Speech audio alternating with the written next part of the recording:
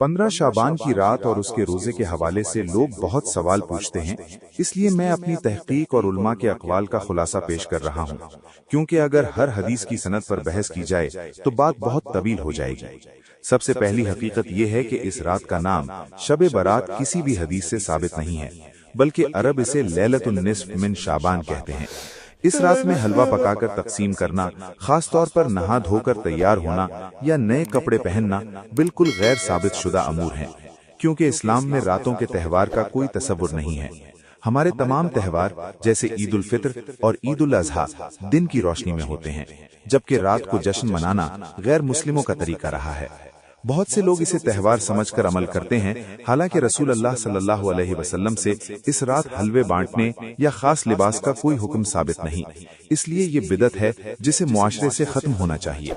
जहाँ तक कब्रिस्तान जाने का ताल्लुक है तो इस बारे में मंसूब हदीस इंतहाई ज़ईफ है और किसी एक सहाबी से भी साबित नहीं कि वो इस रात कब्रिस्तान गए हों। अगर ये कोई खैर का काम होता तो सहाबा हमसे पहले इसे अंजाम देते। आजकल लोग टोलियों की शक्ल में मेले ठेले लगाकर कब्रिस्तान जाते हैं, जो कि बदमाशी है।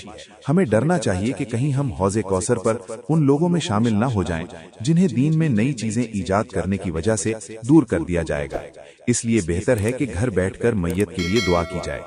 इसी तरह ये अकीदा कि इस रात कुरान नाजिल हुआ या तकदीर के फैसले होते हैं दुरुस्त नहीं है, क्योंकि कुरान ने खुद गवाही दी है कि उसका नुज़ूल और हिकमत वाले फैसले लैलतुल कद्र में होते हैं, जो रमजान के आखिरी अशरे में आती है। इस रात की फजीलत के बारे में जितनी भी अहादीस हैं, उनमें से कोई एक भी सही नहीं है।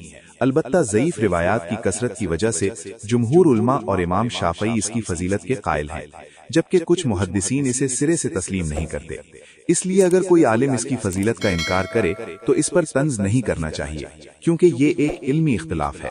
लेकिन अगर कोई इसे ईद बना ले या इज्तिमाई इबादतें शुरू कर दे तो ये हद से बढ़ना है। इबादत का सही तरीका ये है कि मस्जिदों में चरागान करने, पंफलेट बांटने या सलातुत तस्बीह की जमातें करवाने के बजाय इनफिरादी तौर पर तिहाई रात को उठकर नफल पढ़े जाएं और अल्लाह से दुआ मांगी जाए।